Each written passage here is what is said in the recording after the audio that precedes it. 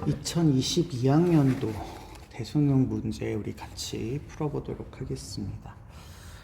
1번 문제입니다. 1번 문제부터 같이 보시죠. 기억에 들어갈 진술로 가장 적절한 것은입니다. 나는 윤리학이 도덕 문제를 어떻게 해결할 것인가, 도덕 문제를 어떻게 해결할 것인가를 탐구하는 학문이라고 생각한답니다. 즉, 윤리학은 과학기술의 발달과 사회문화적 변화로 발생하는 실질적인 도덕 문제 해결을 궁극적인 목적으로 삼는답니다. 그러면 이게 앞에 과학기술의 발달, 사회문화적 변화 이런 표현이 나오기는 했습니다만 어쨌든 현실에서 나타나고 있는 실제적인 도덕 문제를 해결하는 데 초점을 둔다라고 하는 게 지금 이 나라고 하는 윤리학자의 목표가 되기 때문에 이 나라고 하는 윤리학자는 실천규범 윤리학자다, 이렇게 볼 수가 있을 것 같습니다.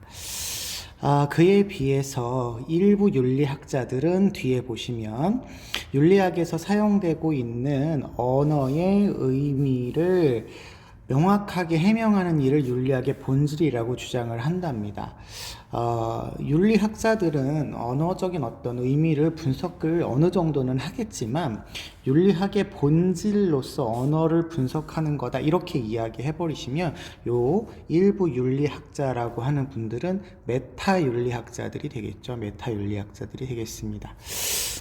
그렇다고 한다면 나는 이러한 주장이 뭐라고 생각한다 라고 되어 있으니까요, 실천규범 윤리학자가 메타 윤리학자를 비판하는 그런 내용이다, 이렇게 볼 수가 있을 것 같습니다. 1번입니다. 윤리학의 학문적 성립 가능성에 대한 탐구를 간과한다, 이렇게 되어 있어요. 여러분, 이 지금 선지는 메타 윤리학이 학문적 성립 가능성에 대한 탐구를 간과하냐라고 물어보는 거기 때문에 메타 윤리학은 학문으로서 윤리학이 성립 가능한지를 주로 탐구하는 학문이니까 간과한다라고 얘기할 수가 없겠죠. 2번, 도덕 판단의 근거가 되는 규범 체계의 필요성, 규범 체계의 필요성을 강조한다라고 되어 있습니다. 규범 체계의 필요성을 강조하게 되면 요거는 규범 윤리학이 되겠죠. 규범 윤리학이 되겠죠. 메타 윤리학에서는 이걸 강조하지 않습니다. 규범이 필요하다라는 걸 강조하지 않죠. 3번, 현실의 도덕 문제에 이론을 응용해야 한다, 이렇게 얘기를 하고 있어요. 응용해야 하는 걸 강조하고 있는 윤리학이 응용윤리학이잖아요. 다른 말로는 실천규범윤리학이라고 하죠.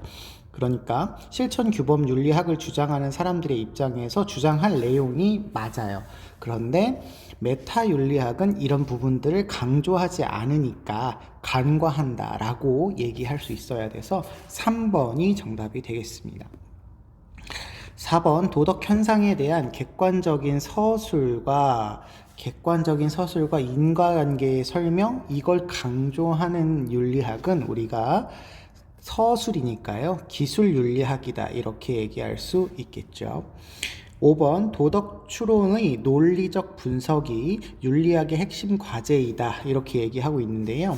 도덕 추론의 논리적인 분석을 윤리학이라면 어느 정도 다 하고 있습니다만 윤리학의 핵심 과제다, 이렇게 얘기를 해버리신다면 요거는 메타윤리학적인 그런 특징이 될 거고요. 메타윤리니까 간과하지 않는다, 이렇게 얘기하셔야 되겠죠. 그래서 정답은 3번 되겠습니다. 1번 문제의 경우는 아주 평이한 수준의 문제 형태로 나오게 된 것이죠. 그래서 그렇게 어렵지 않게 문제를 해결할 수 있는 그런 포인트였습니다만 기본적으로 우리가 각각의 윤리학의 특징들은 조금 생각을 해주시고 있으셔야 문제를 푸는데 어려움이 없을 것 같습니다. 2번 문제로 넘어가겠습니다. 가불 사상가들의 입장으로 가장 적절한 것은입니다. 보시니까요, 갑은요, 이름을 바로 잡는 것, 다른 색깔을 좀 쓸게요. 이름을 바로 잡는 것이 정치의 시작이다, 이렇게 되어 있는데 여기 이름을 바로 잡는 것이라고 해놓고 여기 한문에 정명이라고 표현을 하셨어요. 정명이라고 표현하셨습니다. 요 정도 한문은 우리가 알아볼 수 있으시겠죠. 이름이 제대로 서지 않으니 예악이 흥성하지 않아요. 예악을 흥성해야 되는데 예악이 흥성하지 않는 게 이름이 잘못됐기 때문이다. 이렇게 얘기하네요. 예악이 흥성하지 않으니 형벌도 제멋대로가 됐다. 이렇게 얘기를 하고 있어서 이 학자는 이름을 바로 잡는 것을 시작으로 해서 예악을 흥성하게 해야 된다는 것을 주장하고 계시기 때문에 당연히 유교 윤리 사상가 일테고 유교 윤리 사상가 중에서도 정명을 강조하셨다 그러면 공자 선생님이 되시겠죠. 공자의 정명 사상이 되시겠습니다. 을을 보시면 도를 강조하는데요. 도는 자연스러움을 본받는다 했으니까 이분들이 이야기하는 도는 자연이다 이렇게 이야기할 수 있겠습니다. 인위적인 것을 강제해서는 안 된다 이렇게 되어 있으니까 인위적인 것을 하지 말고 내버려 두라고 하는 거잖아요. 이걸 우리가 두 글자로는 무위해야 된다라는 말을 이야기할 수 있겠죠. 그래서 무위하게 하면 백성들이 스스로 잘 되게 되고 자연스럽게 알아서 잘 되게 되고 세상도 스스로 잘 돌아간다 이렇게 이야기하고 있기 때문에 요 사상은 도가 사상이 될 텐데 특히 백성을 다스리는 방법으로 무위의 통치를 강조하셨다고 한다면 노자 선생님이 되시겠죠. 노자 선생님이 되시겠습니다. 자, 그렇다면 1번 공자 선생님은 인간이 제정한 규범에서 벗어나 무위를 추구해야 된다 했는데 인간이 제정한 규범이라고 하는 표현도 좀 다소 좀 그렇죠. 그렇지만 어쨌든 제정한 규범이라고 하는 것이 있다면 규범을 지켜야지 벗어나는 건 아니잖아요. 그러니까 이건 잘못됐다라고 볼 수 있겠고 당연히 무위를 추구하는 것도 아니고 인위적으로 수양하고 노력해야 된다. 이렇게 표현을 하셔야 되겠죠. 잘못된 표현입니다. 2번 내가 하기 싫은 일을 남에게 시키지 않는 서. 그렇죠. 공자 선생님의 경우에는 제가 이거 색깔을 다시 표현을 할게요. 제정한 규범, 무위기, 이거 아니라는 거였었죠. 2번 내가 하기 싫어하는 일을 남에게 시키지 않는 것 이거를 우리가 보통 서라고 하는데 이 서는 인을 실천하는 방법이었잖아요.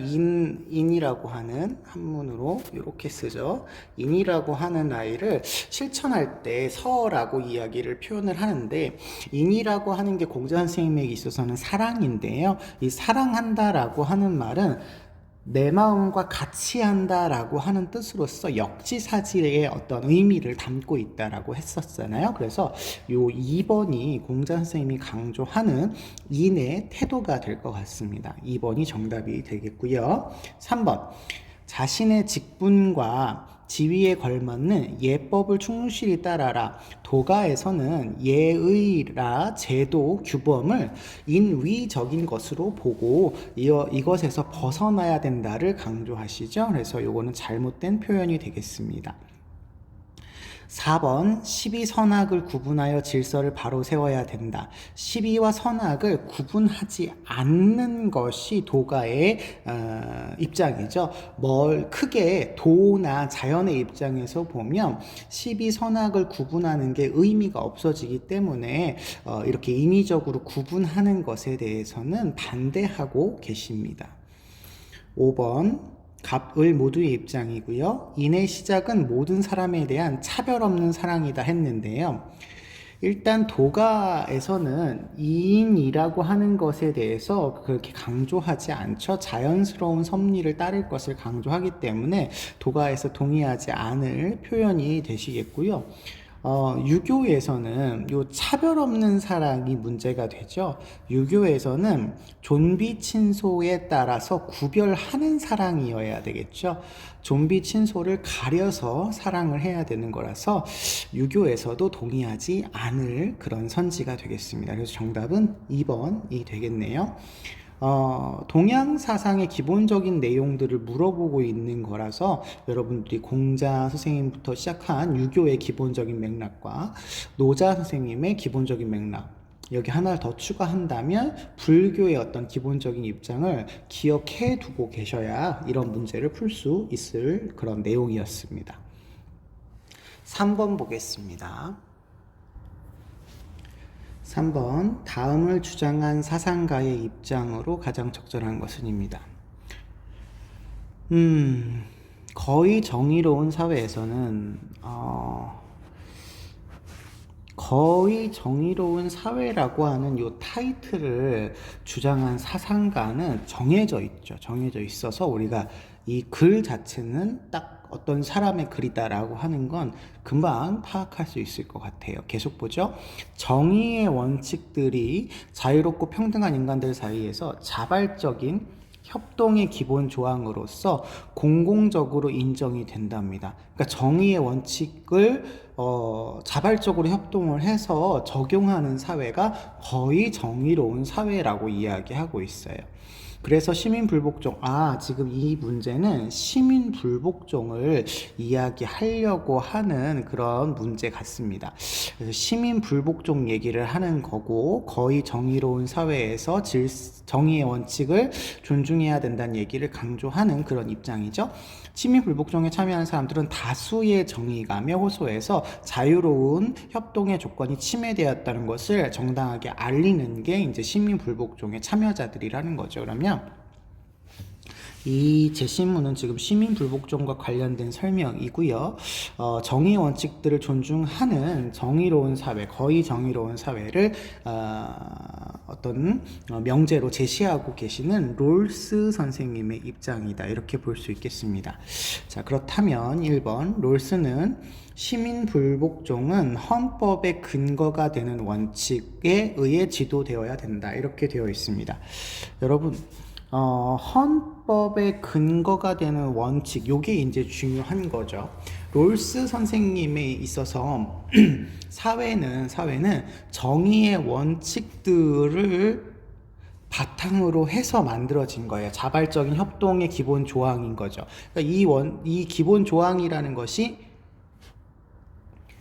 정의의 원칙이라는 거잖아요. 그러면 민주사회에서의 헌법의 근거가 되는 원칙이라면 결국에 이 원칙은 정의의 원칙이라고 보시면 될 것 같아요. 정의의 원칙이라고 생각하시면 되는 거죠. 에 의해서 시민불복종은 지도되어야 된대요. 이거에 따라서 움직여야 된다라는 얘기잖아요. 롤스는 당연히 가장 중요한 원칙이 정의의 원칙이니까 이거에 따라서 움직인다? 이러면 맞는 표현이 될 것 같습니다. 2번, 시민불복종은 양심적인 개인들의 종교적인 신념에 근거할 수 있다 되어 있는데요. 롤스의 시민불복종은 여기 다수의 정의감에 근거하는 것이지 개인들의 어떤 신념에 의해서 움직이는 게 아닙니다. 정당화되지 않아요. 그래서 양심적이다, 양심의 어떤 기초를 두고 있는 것은 맞지만 개인적인 양심이 아니라 다수의 정의감, 다수의 양심이라고 생각하셔야 되죠. 그래서 요거가 기준이다 이렇게 보시면 될 것 같습니다. 그래서 시민불복종은 다수의 정의감이 근거다 이렇게 보시면 되겠네요. 3번, 정의로운 시민에게 부정의한 법을 준수할 의무는 성립할 수 없대요. 여러분, 여기 부정의한 법을 준수할 의무라고 되어 있는데 사회가 정의로운 사회예요. 정의로운 사회. 정의로운 사회 안에 있는 시민들은 정의의 원칙이 자발적으로 존중되고 있다라는 것을 알고 있는 그런 시민들입니다. 따라서 시민불복종이라고 하는 건 정의의 원칙, 다수의 정의감이 심각하게 위배된 경우에만 일어나는 것이라고 본다면 부정의한 법이라도 준수해야 되냐 말아야 되느냐라고 이야기할 때 그 정도가 심하지 않으면, 심각하지 않으면 준수해야 되는 거죠. 그러니까 성립할 수 없다 그러면 잘못된 겁니다. 거의 정의로운 사회나 정의로운 사회에서 시민불복종이 일어나게 되면 그 시민불복종을 통해서 좀 더 이상적인 어떤 정의로운 사회를 구현을 하게 한다라는 의미가 되는 거거든요. 그러나 이미 사회 자체가 정의로운 사회에 기반을 두고 있는 그런 사회이기 때문에 다소 부정의한 어떤 정책들이나 제도가 나오더라도 그런 것들을 준수해야 할 의무가 있는 겁니다. 우리는 그 정의로운 사회를 운영하겠다라고 하는 자발적인 어떤 협동이라는 동의를 한 것이기 때문에 그런 거죠. 그래서 심각한 부정의가 아닌 경우 준수해야 됩니다. 4번. 시민 불복종은 합법적인 정치적 반대와 동시에 이루어져야 된다라고 되어 있는데 롤스에 있어서 시민 불복종은 최후의 수단이죠. 최후의 수단입니다. 그러니까 사전에 다른 해볼 수 있는 여러 가지 방법들을 해본 다음에 최후의 수단으로 사용을 해야 되는 거예요. 그러니까 합법적인 정치적인 반대가 있다면 합법적인 정치적 반대를 먼저 해야 되는 거죠. 먼저 해야 되는 거지 동시에 한다라고 하는 것은 롤스에게 있어서 정당한 시민 불복종이라고 볼 수가 없겠습니다. 5번. 헌법에 규정된 방식으로 제정된 법은 시민 불복종의 대상이 아니다. 이렇게 되어 있는데요. 헌법에 규정된 방식으로 제정된 법이다라고 하는 굉장히 긴 표현이 나오기는 했습니다만 헌법에 규정된 방식으로 제정이 되었어도 이게 어쨌든 법이에요, 법. 이 헌법에 규정된 방식으로 제정되어 있다라는 건 사회 시스템이 정의로운 사회다라고 하는 걸 설명하는 것 뿐이에요. 그래서 이런 사회가 정의로움이라고 하는 것을 기준으로 해서 시민 불복종은 일어나기 때문에 앞에 있는 설명은 사실은 크게 의미 없는 그런 설명이라고 보시면 됩니다. 정의로운 사회 시스템에서 만들어진 법은 이런 의미라고 생각하시면 되겠죠. 이런 법인 시민 불복종의 대상이 아니다라고 했는데 롤스는 당연히 법이나 정책이나 제도가 부정의한 경우에 시민 불복종을 하는 거예요. 그것도 심각한 부정의가 있는 경우에. 따라서 제정된 법이라고 해도 어떤 헌법에 근거해서 제정된 법이라고 해도 그 아이가 잘못될 수 있는 현실적인 어떤 이유 때문에 잘못될 수 있는 부정의할 수 있는 조건이 있을 수 있기 때문에 시민 불복종의 대상이 될 수 있는 거죠. 심각하게 부정의한 경우. 이게 그러니까 이론적으로 보면 정의의 원칙이 적용되는 사회는 문제가 없어야 되지만 우리 그 이론과 현실이 조금 거리가 있기 때문에 그때 당시에는 그게 맞다라고 생각해서 만들어진 법이라도 그게 모순적일 수 있게 되는 경우가 있을 수 있어서 시민 불복종이 일어날 수 있다라고 롤스 선생님 생각하고 계신 거죠. 그래서 어쨌든 법이나 정책이나 제도를 변화시키고자 하는 공개적인 불복종 행위를 우리가 시민 불복종이라고 하기 때문에 당연히 법은 시민 불복종의 대상이다. 이렇게 보시면 되겠습니다. 1번이 정답인데요. 익숙하지 않은 어떤 표현들, 헌법의 근거가 되는 원칙, 헌법에 규정된 방식으로 제정된 법, 이런 익숙하지 않은 표현들이 나왔지만 우리가 생각을 해서 추론을 해서 충분히 롤스의 이론을 알고 계시면 풀 수 있는 그런 문제였어요. 시민 불복종에 대해서 아직 정리가 안 되어 있으시면 개념 정리를 조금 더 해주시면 좋을 것 같습니다. 4번 문제로 넘어갈게요. 갑을 사상가들의 입장으로 적절한 것만을 보기에서 고른 것은입니다. 국제 정치의 본질은 권력 투쟁이다. 지금 이 문제는 국제 정치를 다루고 있는 문제다. 이렇게 볼 수 있겠습니다. 권력은 국제 정치에서 최상의 인정된 가치래요. 최상의 가치랍니다. 정치적인 정책은 권력을 유지하거나 확장하거나 과시하기 위한 목적에서 추진된다. 권력은 권력을 유지하거나 확장하거나 과시하기 위한 목적에서 정책이 만들어지기 때문에 어떻게 생각하면 이거는 이제 인간의 어떤 이기적인 어떤 본성에 의해서 나타나는 것과 같이 국가의 어떤 이익을 위해서 생겨난다. 이렇게 볼 수 있을 것 같아요. 그래서 이거는 현실주의적인 맥락을 이야기하는 그런 모습이다. 이렇게 볼 수 있겠죠. 대표적인 사상가는 우리가 모겐소라고 하는 사람을 배우게 됩니다. 그러면 을을 한번 보실게요. 을을 보시면 국제사회의 평화는 국제연맹을 통해서 달성될 수 있어요. 국제연맹은 모든 전쟁의 영원한 종식을 추구해요. 영원한 종식을 추구하고 국가들의 자유를 보호하고 지속시키는 데에만 관여를 하고 나머지는 관여하지 않는다. 요걸 이제 확정조항에서는 이렇게 표현하기도 했죠. 보편적인 우호 목적으로 제한한다, 이런 표현으로 이야기했죠. 이거는 이제 칸트 선생님의 입장이다, 이렇게 볼 수 있겠습니다. 자, 그렇다면 보기 보죠. 모겐소는 국가 간의 힘의 균형으로 국력 경쟁이 종식될 수 있다, 이렇게 보고 있습니다. 요게 조금 애매할 수 있는데 잘 봐주세요. 자, 힘의 균형을 통해서 평화를 유지할 수 있어요. 근데 현실주의가 이야기하는 이 세력 균형에 의한 평화는 영원한 평화를 이야기하는 게 아니에요. 그러니까 여기서 종식이라는 말은 끝난다라는 거거든요. 없어진다, 끝난다, 마친다, 이런 건데, 국력 경쟁이라고 하는 것은 끊임없이 일어나는 것이 현실주의 사상가들이 봤을 때 자연스러운 일이에요. 힘의 균형으로 평화를 일시적으로 유지할 수 있으나 그게 영원히 지속되는 것이 아니기 때문에 완전히 종식된다, 이렇게 얘기할 수는 없을 것 같습니다. 종식은 끝난다라는 거거든요. 그러니까 이렇게 이야기하시면 안 된다, 이렇게 보셔야 되겠습니다. 니은 평화조약은 어떠한 전쟁 상태도 종식시킬 수 없다, 이렇게 되어 있어요. 사실 요거 수능 특강 2021학년도에 나온 2022학년 대비하는 수능 특강에 보면 거기 제시문에 어떠한 전쟁 상태도 종식시킬 수 없다, 이렇게 나오지 않았거든요. 종식시킬 수 있다라는 어떤 표현으로 나오게 됩니다. 예를 들면 이렇게 나오고 있어요.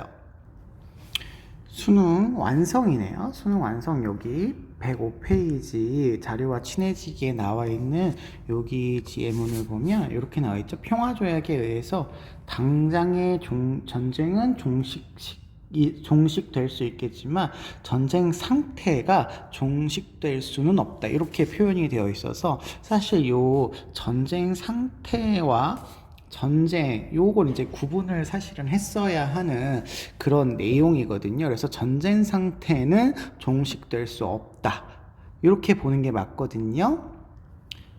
그런데 다시 돌아와서 수능에서 보면 여기 똑같이 전쟁 상태 이렇게 나와 있어요. 종식시킬 수 없다, 이렇게 되어 있습니다만 이걸 이제 평가원의 해설은 이렇게 한 거죠. 전쟁을 종식하는 것이 이제 불가능하다라고 하는 의미로 이제 해석을 한 것 같아요. 그래서 요게 지금 어떠한이라고 하는 것 때문에 틀렸다, 이렇게 해석을 하고 있습니다. 그러니까 평화조약을 통해서 어떤 일시적인 전쟁을 종식하는 게 가능하다, 이렇게 해석을 하고 있는 거죠. 그래서 우리도 이렇게 따라가시면 될 것 같습니다.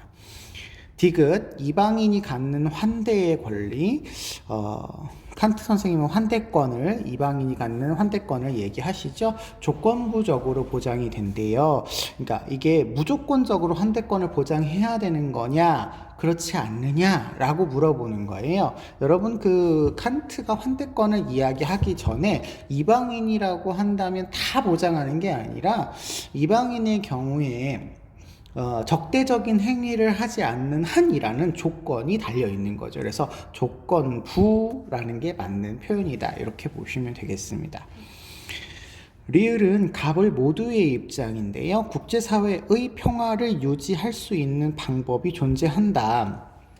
자, 칸트 선생님은 당연히 영국 평화론이기 때문에 국제사회의 평화를 유지할 수 있는 방법이 존재한다 이렇게 얘기할 수 있겠습니다.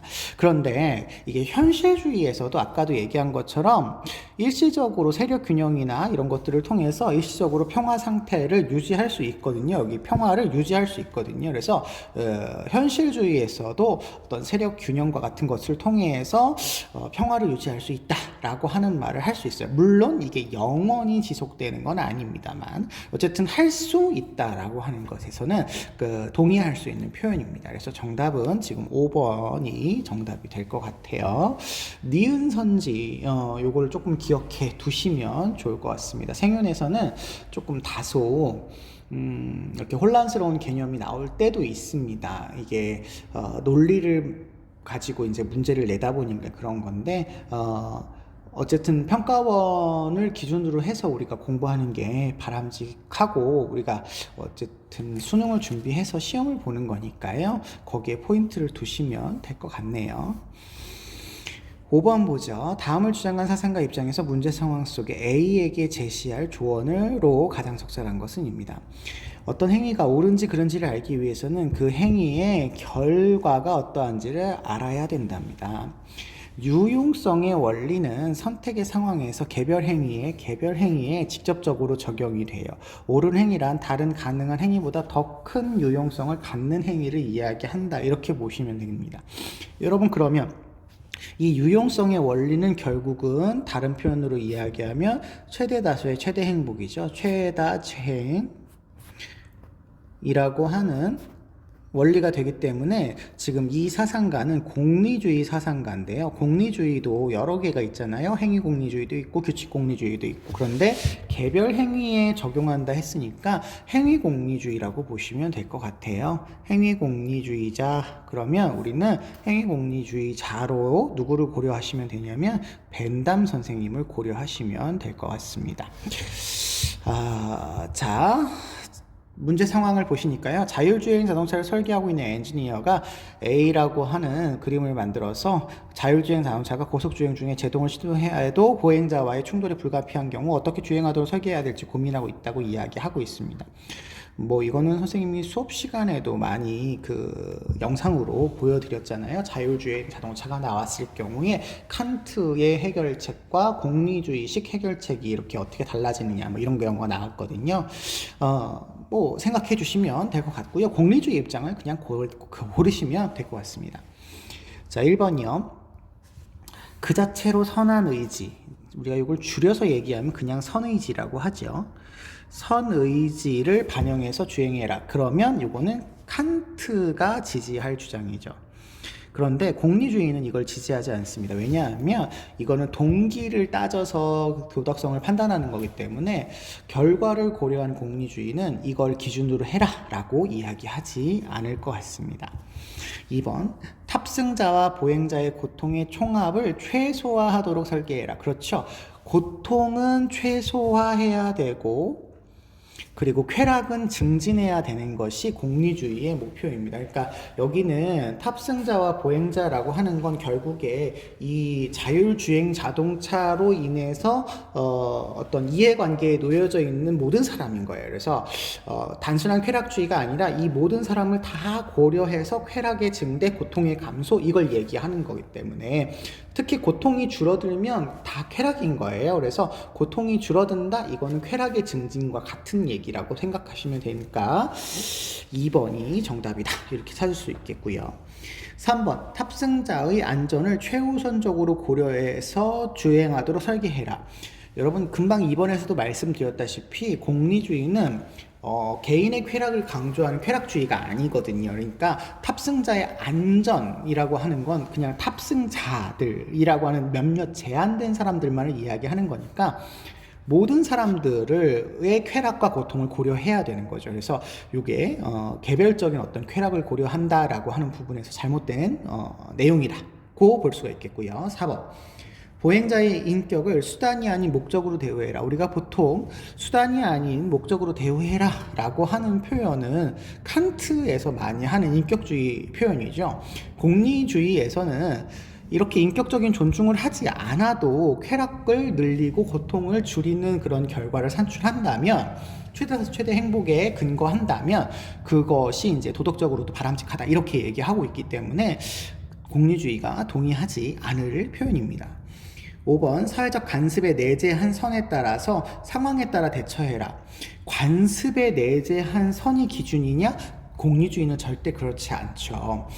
상황에 따라서 대처할 수 있겠지만 할 수 있겠지만 어쨌든 공리주의도 보편적인 도덕 원리를 가지고 있으니까 최대다수 최대 행복이라고 하는 것을 산출하는 행위로 세팅이 되어야지, 이게 상황에 따라서 뭐 최대다수 최대 행복을 할 수도 있고 안 할 수도 있고 이거는 아닌 거예요. 그리고 사회적 관습에 내재된 선이 아니라 유용성을 달성하느냐 안 하느냐가 중요한 거겠죠. 그래서 이것도 공리주의가 동의하지 않을 그런 표현이라고 볼 수 있겠습니다. 그래서 정답은 2번이라고 찾아주시면 되겠네요. 6번 문제로 넘어가도록 하겠습니다. 6번. 다음을 주장한 사상가의 입장으로 적절한 것만을 보기에서 고른 것은입니다. 삶은 죽음과 함께 걷고 죽음은 삶에서 비롯하니 누가 그 실마리를 알겠느냐. 사람의 삶은 기가 모인 것이라서 모이면 삶이 되고 흩어지면 죽음이 된답니다.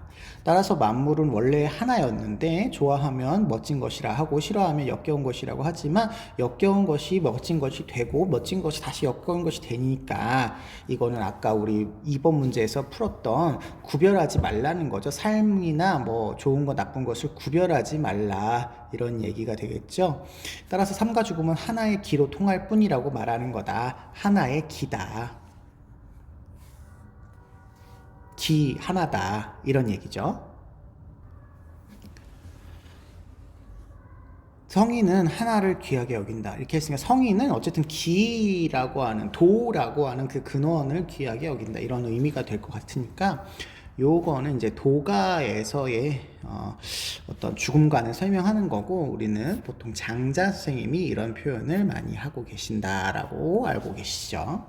자, 그러면 기억, 삶에 얽매이지도 말고 죽음을 걱정하지도 말아라. 그렇죠. 삶과 죽음은 기의 순환이기 때문에 이게 살아야 된다, 죽음을 두려워해야 된다 이런 게 아니라 둘 다 기의 순환이니까 자연스럽게 수용해라 이런 얘기라서 이거는 도가에서 표현할 수 있는 그런 내용이죠. 니은 죽음을 의식하지 말고 인의예지를 행해라. 인의예지를 강조하지 않죠. 죽음을 의식하지 않는다 뭐 이런 표현을 할 수 있겠어요. 죽음을 자연스럽게 수용한다 이렇게 할 수 있겠지만 인의예지를 행해야 한다라고 하는 거는 어떤 인위적인 행동을 이야기하는 거라 도가에서 긍정하지 않을 내용이죠. 디귿, 삶과 죽음의 변화는 사계절의 변화처럼 자연스러운 것이다. 그렇죠. 계절의 변화, 자연스러운 것, 기의 순환 다 동등한 표현이라고 볼 수 있겠죠.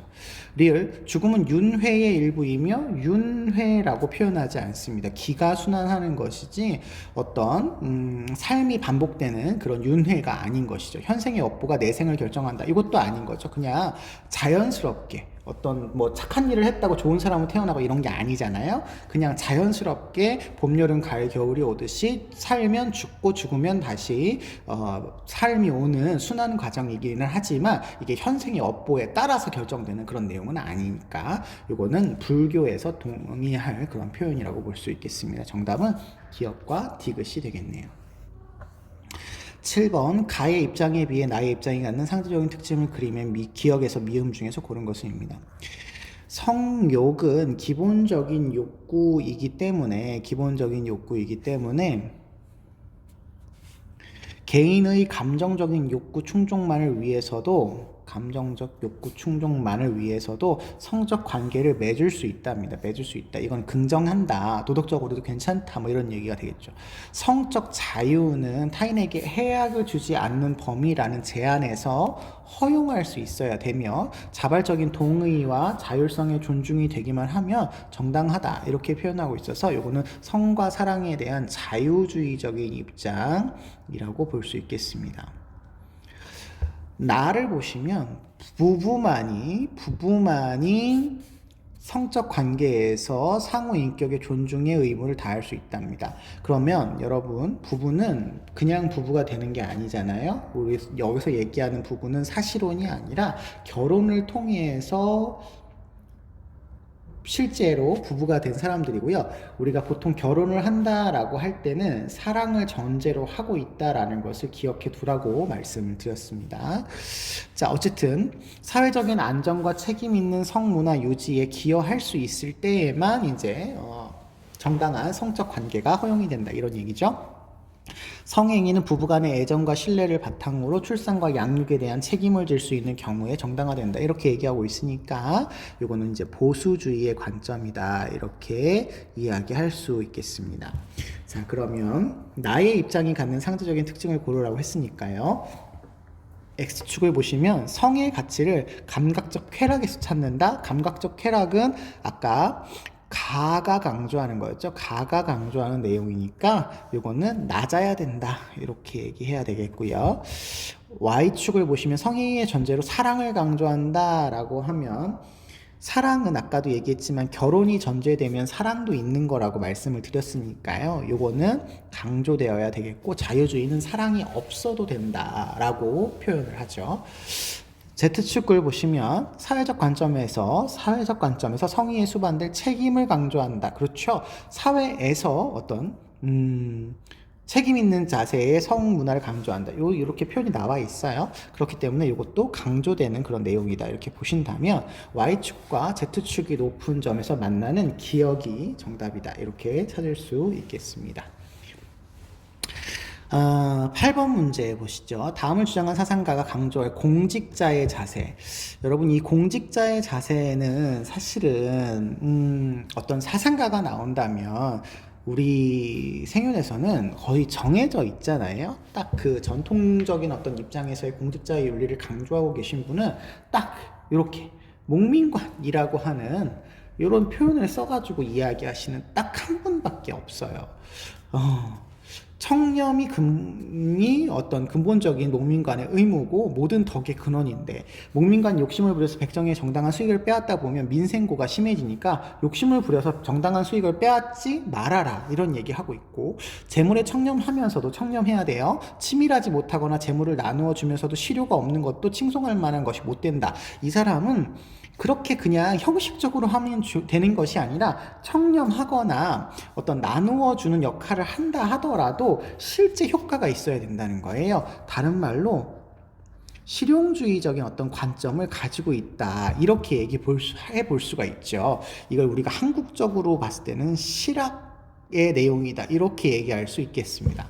아울러 목민관이 집안을 바로 잡아야 청탁과 뇌물이 들어오지 않는다라고 해서 먼저 백성을 다스리기 전에 자기 가족을 먼저 다스려라 라고 하는 수신제가 치국평천하의 자세를 이야기하고 있어서 이것도 유교의 관점이 포함된 거다, 이렇게 볼 수가 있겠습니다. 그러면 유교 안에 실학자로서 목민관의 청렴을 강조하시는 분은 목민심소를 저술하신 정약용 선생님의 글일 거다, 이렇게 볼 수가 있겠죠. 자, 정약용 선생님은 실학자이면서 유교학자다라는 것을 전제로 해서 문제 풀어주시면 됩니다. 1번 애민정신. 요거 백성을 사랑하는 정신을 실천하는 거죠. 요거는 뭐 유교라면 누구나 다 동의할 표현이고, 전용해라, 청렴해라 위에서 강조하고 있는 내용이니까 요거는 긍정적인 표현이라고 볼 수 있겠습니다. 2번 국민으로부터 신뢰를 받고 지지를 얻기 위해서는 청렴해야 된다. 이 국민이라고 하는 표현이 조금 다소 좀 그렇기는 하지만 어쨌든 백성의 지지와 신뢰를 얻으려면 청렴해야 된다, 이렇게 얘기를 하고 있어요. 이 말은 뭐 당연한 거죠. 어쨌든 그 다스리는 자로서 어떤 신뢰를 얻고 훌륭한 지도자가 되기 위해서는 청렴해야 된다라고 하는 건 뭐 유교에서는 다 할 수 있는 표현입니다. 납품을 받을 때 생산자의 정당한 이익을 고려할 필요가 없대요. 여러분, 정당한 수익을 빼앗으면 안 되는데 정당한 이익을 고려할 필요가 없으면 당연히 안 되겠죠. 정당한 이익을 고려해줘야 되는 거죠. 그러니까 이거는 잘못된 표현이죠. 4번 작은 선물이라도 사욕이 숨겨져 있으므로 경계해라. 그렇죠. 작은 선물은 받아도 되고 큰 선물은 받으면 안 되고 이런 게 아니라 작은 선물이라도 경계해야 된다. 이렇게 얘기할 수 있겠습니다. 5번 국민에게 미치는 실효성, 아까도 말했습니다만 실효성을 따져서 재정을 엄격히 집행해라 라고 하는 말이 여기 나오고 있는 표현이니까요. 당연히 맞는 표현입니다. 정답은 3번이 되겠네요. 정약용 선생님의 글은 사실은 우리가 정약용 선생님을 생연해서 깊이 있게 배우는 건 아니기 때문에 이렇게 어떤 유교적인 기본적인 맥락과 실학적인 내용을 바탕으로 여러분 제시문을 통해서 추론하시면 될 것 같습니다. 9번 문제 보겠습니다. 9번. 가의 가불병 사상가들의 입장을 나의 그림을 탐구하고자 할 때 A에서 D에 들어갈 적절한 질문만을 보기에서 있는 대로 고른 것은입니다. 살인을 했거나 그것을 명했거나 그것에 협력했던 살인자는 누구든 사형에 처하지 않으면 안 된다. 이게 이번 그 2022학년도 수능 대비 수능 완성에 나왔던 수능 완성에 나왔던 그 제시문에 있었던 표현이죠. 살인의 경우 공적 정의에서 최상의 균형자는 사형이다라고 해서 살인한 사람은 공적 정의로려면 사형에 처해져야 된다라고 보는 사람이에요. 그래서 이 사람은 칸트 선생님이 되겠습니다. 칸트 선생님이시죠. 을을 보시면 형벌의 남용은 결코 인간을 개선시키지 못한다. 그러니까 남용하면 안 된다. 이런 얘기가 될 것 같죠. 남용하지 말아라. 형벌을 주기는 주되 남용하는 것은 정당하지 않다. 사형을 대체한 종신노역형은 가장 완강한 자의 마음을 억제시키기에 충분한 엄격성을 지니기 때문에 남용하지 않는 형벌이 종신노역형이다. 이렇게 얘기를 하고 있으니까 종신노역형을 사형보다 긍정한 베카리아 선생님이 되시겠습니다. 병시 보시면요. 사회계약은 계약자의 생명 보존이 목적이래요. 계약자의 생명 보존이 목적이랍니다. 사회계약, 계약자의 생명 보존 목적이에요. 그래서 타인의 희생으로 자신의 생명을 보존하려고 했으면 타인을 위해서 필요하면 자신의 생명을 희생하는 것에 동의한 거나 마찬가지다. 이렇게 얘기를 하시는 분은 루소였죠. 사회계약자로서 루소였습니다. 그래서 그 사람의 생명을 희생하는 사형 집행에 찬성하는 그런 모습을 보이고 있으시죠. 자, 그러면 플로우 차트의 문제가 될 것 같습니다. 자, 갑은 칸트이시고요. 을은 베카리아, 병은 루소였죠. 루소. 이렇게 됩니다. 플로우 차트 문제의 경우에는 해당되는 내용의 가불의 입장을 그냥 단순하게 보시고 여기에 이제 복잡하게 다른 사람은 어떻게 생각하지? 이 사람은 뭐 5에 해당해야 되는데 다른 사람이 뭐 이렇게 고려해서 X다 이렇게 할 필요 없습니다. 그냥 딱 되어져 있는 내용들만 보시면 돼요. 이 선지를 구성할 때 평가원에서 그렇게 여러 개를 다 맞춰서 구성하는 거 아니니까 해당되는 내용만 보시면 되겠습니다. 자, A 보죠. 정의의 기초가 되는 원리. 자, 색깔로 표현할까요? 정의의 기초가 되는 원리에 따라 형벌을 가해야 된대요.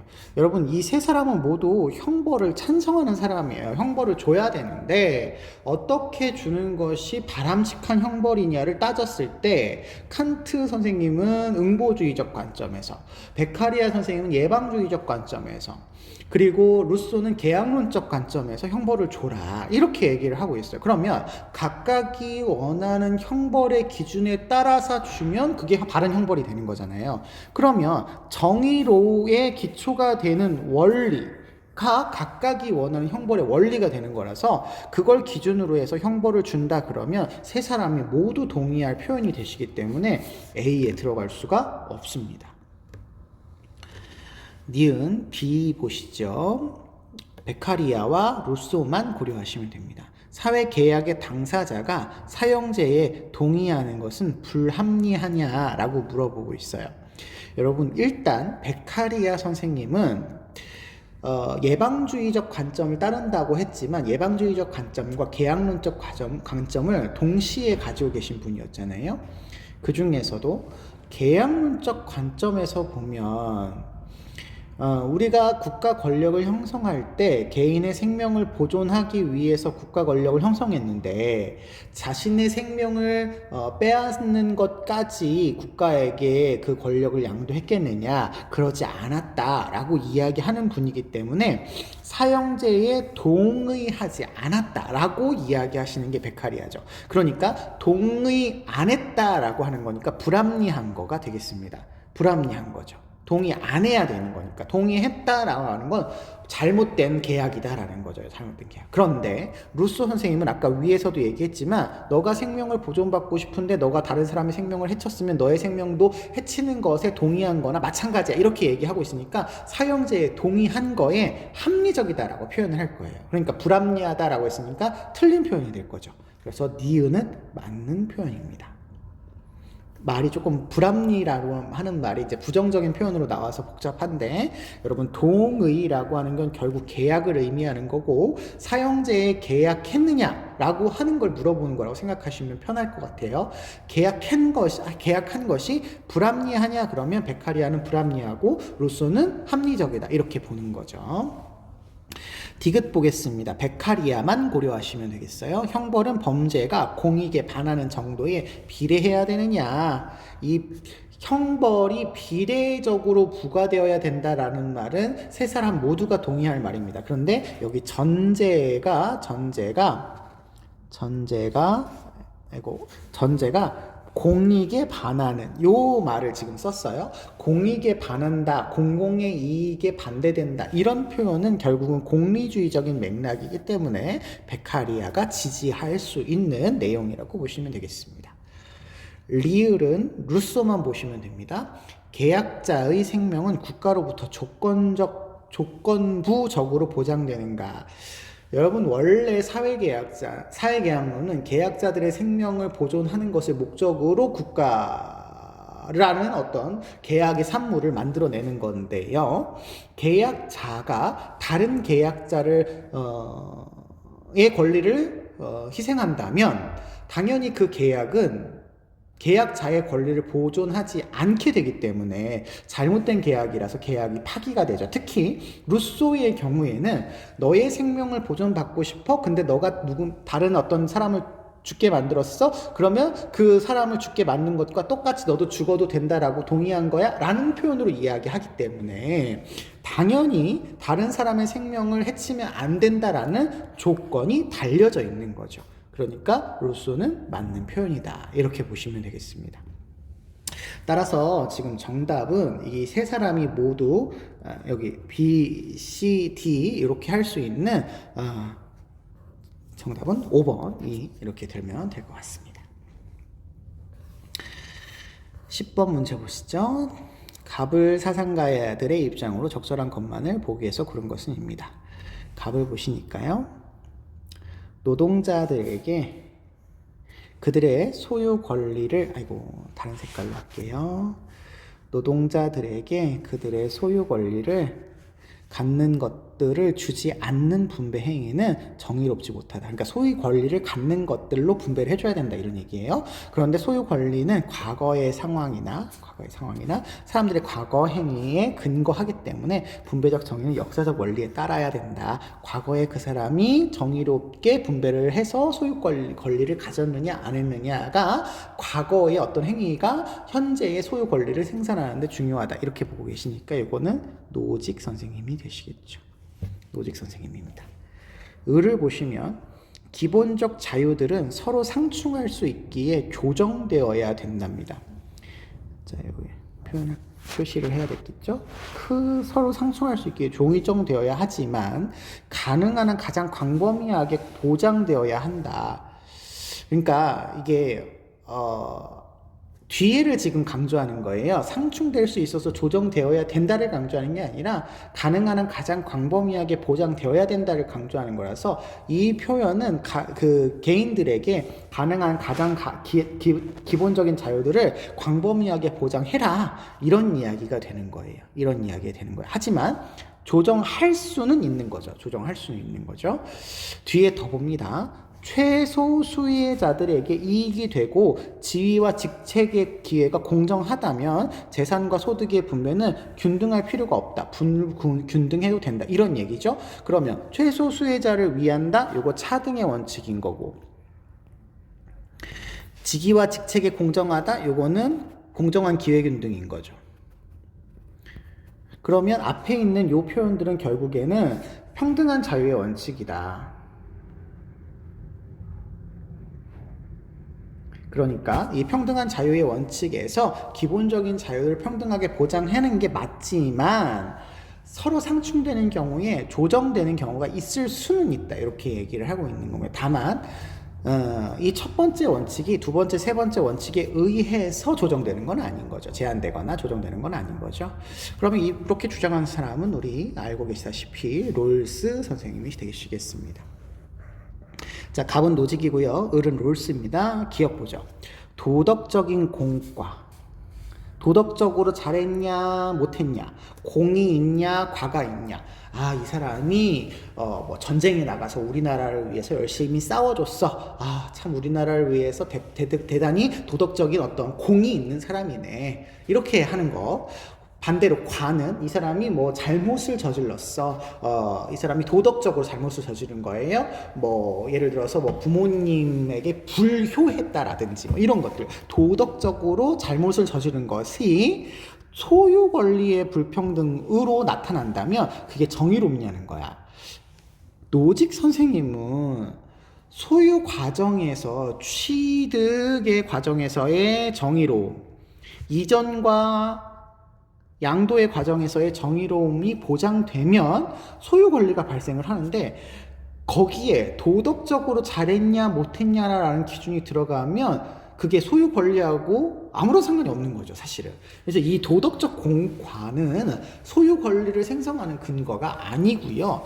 특히 노직 선생님의 경우에는 이 도덕적인 공과에 따라서 소유 권리를 분배하는 경우에는 정형적인 분배 원리가 된답니다. 그러니까 내가 내 소유물을 자유롭게 처분하는 것에 제한을 두는 행위라서 바람직하지 못한 그런 분배 방식이다라고 노직 선생님은 이야기하시죠. 그래서 기억은 잘못된 설명입니다. 자, 니은 보실게요. 차등의 원칙은 모든 성원을 고려해서 상호 이익이 되는 원칙이랍니다. 여러분, 그렇죠? 이 차등의 원칙은 사실은 최소 수혜자에게 최대 혜택을 주는 원칙인데, 최소 수혜자에게 최대 혜택을 주는 게 모두에게 이익이 되는 거죠. 모두에게 이익이 되는 거죠. 그래서 니은은 맞는 표현입니다. 맞는 표현이에요. 자, 요거 잘 기억해 주시고 알아주셨으면 좋겠습니다. 디귿. 기본적인 자유는 절대적이기에 각 개인에게 평등해야 된다. 이렇게 얘기하는데, 아까 평등하게 분배해야 된다. 평등한 자유의 원칙이라고 얘기했지만 조정되어야 할 경우가 있다라고 보고 있으니까 이거 절대적이다. 이렇게 얘기하면 안 되겠죠. 더 큰 자유를 위해서 제한한다라고 제가 수업 시간에 말씀을 드렸습니다. 리을 보시죠. 갑을 못 두고요. 개인은 자신의 유리한 천부적인 자산을 소유할 권한을 갖는다. 야, 요것도 좀 보셔야 되겠네요. 천부적 자산을 소유할 권한을 갖는다. 이게 일단은 노직 선생님의 입장에서는요, 당연히 천부적인 자산을 소유하는 권한이 있다라고 노직 선생님은 얘기하죠. 천부적인 자산은 개인의 자산이다, 사유의 자산이다, 이렇게 얘기를 합니다. 노직 선생님은 아무런 문제가 없어요. 롤스 선생님을 좀 고려를 해봐야 되죠. 롤스 선생님은 천부적인 자산을 소유할 권한이 있느냐라고 이야기할 때, 천부적인 자산인데 어떤 사람은 많이 가졌고 어떤 사람은 적게 가졌다라고 한다면 그 부분을 조정해야 된다라고는 얘기하죠. 그러나 천부적인 자산을 소유할 수 있는 권한을 갖느냐 안 갖느냐라고 얘기한다면 안 갖지는 않죠. 왜냐하면 차이가 나는 부분에 대해서만 우리가 공유자산으로 분배를 하는 것일 뿐, 차이가 나지 않는 부분에 대해서는 개인이 소유할 수가 있습니다. 그래서 우리가 표현하기로는 천부적 재능이나 자산에 분포가 공유자산이다. 이렇게 얘기를 하고 있어서 롤스 선생님도 천부적인 자산을 소유할 수 있는 권한이 있을 수는 있다. 이렇게 보셔야 되는 거죠. 천부적인 자산은 개인의 소유입니다. 그런데 그 개인의 소유에 차이가 나요. 분포가 발생을 해요. 누구는 많고 누구는 적고 라는 분포가 발생하면 그 차이가 나는 그 분포에 대해서는 공유자산으로 인정을 하는 거죠. 하지만 어쨌든 자산을 가질 수 있느냐 한다면 가질 수 있다라고 보셔야 되는 겁니다. 따라서 정답은 니은, 리을 이렇게 정답이 될 것 같습니다. 10번 문제가 조금 어려운 문제였습니다. 여러분 잘 봐주시고 공부를 조금 더 해주시면 좋겠습니다.